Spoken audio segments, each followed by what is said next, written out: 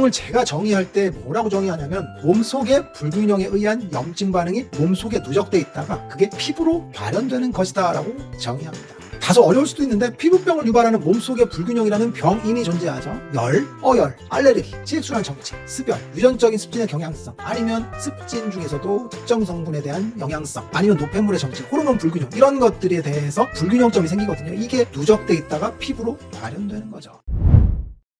안녕하세요, 묘한의사입니다. 피부질환이 생기면 많이 힘드시죠? 그런데 피부질환은 왜 생기는 걸까요? 이 근본적인 질문을 한번 해볼 필요가 있어요. 그리고 피부질환은 왜 한 번 생기면 만성질환으로 진행되는 걸까요? 잘 낫지도 않습니다. 피부병이 왜 생기는지, 왜 만성화되는지 그 이유를 알아야 되거든요. 그러면 피부질환이 뭔지에 대해서 알려면 피부병이 생기는 원인 먼저 알아야 되고, 병이 왜 오랫동안 안 나아진지 그 이유를 알아야 됩니다. 병이 생기는데 잘 낫는 병이면 고민할 게 없죠.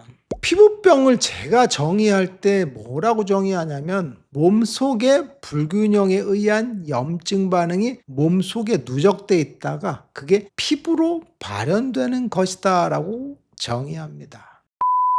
다소 어려울 수도 있는데 피부병을 유발하는 몸속의 불균형이라는 병인이 존재하죠. 열, 어열, 알레르기, 지액순환 정체, 습열, 유전적인 습진의 경향성, 아니면 습진 중에서도 특정 성분에 대한 영향성, 아니면 노폐물의 정체, 호르몬 불균형, 이런 것들에 대해서 불균형점이 생기거든요. 이게 누적돼 있다가 피부로 발현되는 거죠.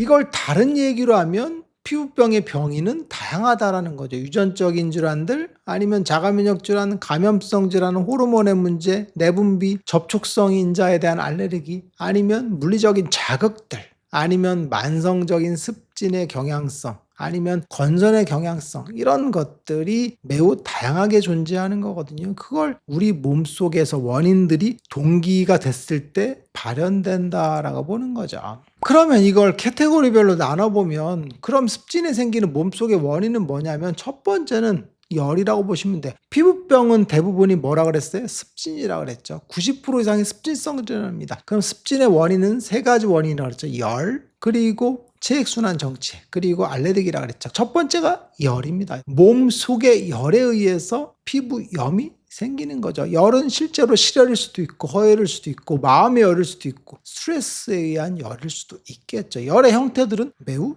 다양하겠죠. 그리고 열이 쌓여있는 장부의 모양도 다르고 부위도 다르겠죠. 그리고 두 번째는 알레르기겠죠. 아토피와 두드러기에서만 관여되는 알레르기지만 굉장히 광범위한 질환을 차지한다고 보시면 돼요. 그래서 알레르기 감작에 의해서 면역체계 혼란이 발생을 하는 거죠. 그리고 세 번째는 어열 같은 것들일 수 있어요. 건선이라는 질환이 있죠. 린설성 질환에 속하는 게, 저는 그걸 원인을 어혈과 열의 결합으로 보거든요. 그래서 열이 많은데 어열이 낀 경우는 건선이 잘 생긴다라고 보시면 돼요. 그리고 화폐성습진 같은 것들은 습열이죠. 지액순환 정체다라고 했죠. 진물이 터져 나오는 그런 경우들, 습열에 해당된다라고 보시면 돼요. 그리고 호르몬의 이상이나 불균형 같은 것들이죠. 생리 전만 되면 턱 주변에 여드름이 생겨요. 호르몬의 이상에 의해서 여드름이 발현되는 겁니다. 그런데 생리가 끝나면 다시 원상태로 가니까 큰 문제는 아닐 수 있겠죠. 스트레스를 받으면 갑자기 가려워요. 혹은 트러블이 생겨요. 같은 거죠. 임신성 소양증도 마찬가지. 임신했더니 몸이 가려워. 이것도 호르몬이 이상에 의해서 발생하는 가려움이겠죠.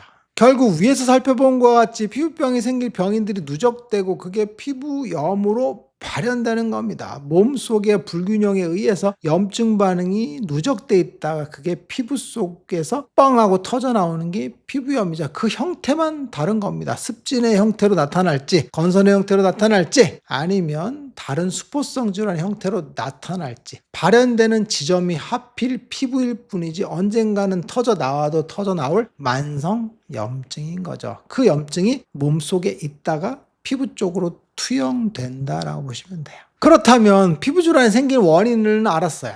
그러면 왜 피부염은 한번 생기면 쉽게 사라지지 않은 걸까요? 보통 피부염이 생기면 다 만성화되거든요. 정말 낫지 않습니다. 아토피 안 낫죠. 지루성 피부염 몇 년이 지나도 잘 안 낫죠. 화폐상습진도 정말 괴롭히는 질환이죠. 하다못해 여드름도 한번 생기면 몇 년 이상은 지속되는 경우들이 많죠. 왜 그러냐면 몸속의 불균형이 쉽게 개선이 안 되거나 피부의 염증이 쉽게 개선이 안 돼서 그렇다 보시면 돼요. 그런데 이 두 가지가 상호작용을 하는 거죠. 몸속의 불균형도 쉽게 개선이 안 되죠. 사람이 잘 바뀌지 않는 거랑 똑같은 거죠. 그리고 피부도 쉽게 개선하려는 노력을 잘 안 하게 되는 거죠. 피부병의 병인에 해당되는 몸의 불균형에 의해서 피부염이 발생을 하고 이 피부염을 유발하는 병인은 몸속의 불균형으로 인해서 또 비롯되는 거죠. 문제는 몸속의 병인이라는 염증이 생기는 원인이자 조건이 바로잡히지 않는 겁니다. 조건이 바뀌지 않으니까 우리 몸에서는 염증이 계속 생기는 거죠. 우리가 한번 병든 분들이 계속 병드는 이유가 나는 굉장히 많은 걸 바꿨다고 하지만 실제로는 별로 바뀐 게 없죠. 그러니까 몸에 염증들이 또 생기니까 계속 아프던 분들이 계속 아픈 거죠. 그런데 홀연히 산속으로 들어가 버리면 좀 좋아질 수 있죠. 왜?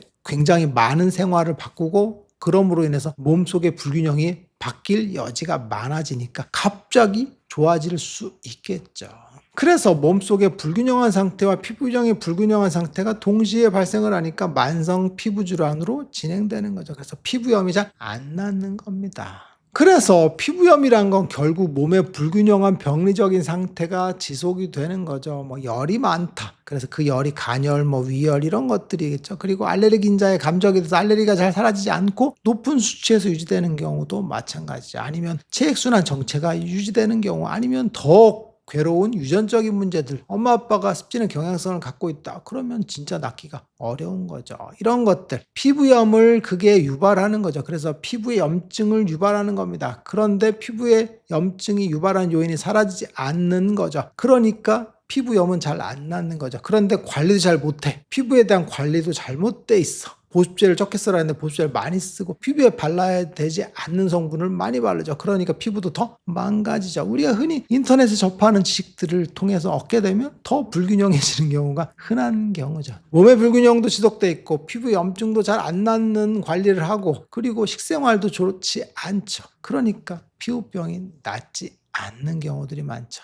반대로 얘기하면 몸의 불균형한 상태를 바로잡아주려는 노력을 오랫동안 해야 되겠죠. 몇 년 정도 해주면서 피부염의 악화인자를 또 적절하게 제어해 주겠죠. 그리고 피부도 관리를 잘 해주면 피부염은 극복이 가능한 거죠. 피부염은 잘 낫지 않고 불치병이다라고 하고 대뜸 지루성 피부염은 절대 낫지 않는 병이라고 단정 짓는 분들도 많이 계시죠. 그런데 그렇지 않아요. 지루성 피부염도 치료가 가능합니다. 아토피 피부염도 안 낫는 병이 아닙니다. 치료가 가능한 병입니다. 그런데 우리는 불치병이라고 생각하죠. 왜? 나을 확률이 낮으니까 그게 불가능하다고 생각하는 건데 실제 치료해보면 잘 낫습니다. 몸의 원인을 치료해주고 피부에 대한 원인을 치료해주면 되겠죠. 그걸 바로 저는 뭐라고 하냐면 조건 만들기라고 하거든요. 피부에 염증 반응이 안 생길 수 있는 조건을 만들어주는 거죠. 어디의 조건? 몸 속의 조건. 그리고 또 어디의 조건? 피부의 조건. 이 두 조건이 만들어졌을 때 피부는 어떻게 되겠어요? 무조건 회복작용으로 넘어갑니다. 피부는 상처가 나고 손상을 받으면 무조건 회복을 하게 돼 있어요. 우리 몸은 다 그렇거든요. 그런데 그게 회복으로 못 가는 이유는 염증 때문에 그렇습니다. 염증에 의해서 피부가 회복 기전으로 못 들어가는 거니까 우리 몸에서 염증이 안 생기도록 돌려놓으면 회복 기전으로 들어가는 거죠. 그리고 피부 관리도 잘 해주면 회복 기전에서 더 빨리 피부가 재생되는 거겠죠. 그래서 피부염을 치료하는 방식은 만성 염증을 컨트롤해 주는 겁니다. 그럴 때 조건이 피부가 재생될 수 있는 조건들, 염증이 안 생길 조건들을 만들어 놓고 피부를 적절하게 그에 따른 관리를 해주면 피부는 재생되겠죠. 그래서 만성 피부염이 낫는 이유가 되는 거죠. 반대로 얘기하면 만성 피부염이 잘 안 낫는 이유일 수도 있다라는 거죠. 즉 피부염이 안 낫는 이유는 염증 반응이 몸속에서 발생을 하고 그것이 피부의 염증 반응으로 직접적으로 일어나기 때문입니다. 몸속에 염증 반응이 생길 수 있는 조건들을 차단을 하고 피부의 염증을 억제한다면 피부염은 반드시 극복이 가능한 거겠죠. 그래서 대표적으로 지루성 피부염 열대사 장애라고 했죠. 그러면 열대사 장애를 억제해주고 치료해주고 교정해주면 되는 거겠죠. 아토피 비염은 알레르기와 만성습진이 결합된 거니까 알레르기도 차단해주고 알레르기도 억제해주고 그리고 피부의 만성습진도 억제해주면 아토피가 극복이 되겠죠. 이걸 순차적으로 하지 못하기 때문에 잘 안 낫고 만성화된다라고 이야기하는 걸 겁니다. 묘하는 사에게 궁금한 거 있으면 댓글 남겨서 영상을 통해서 답변하겠습니다. 빠이.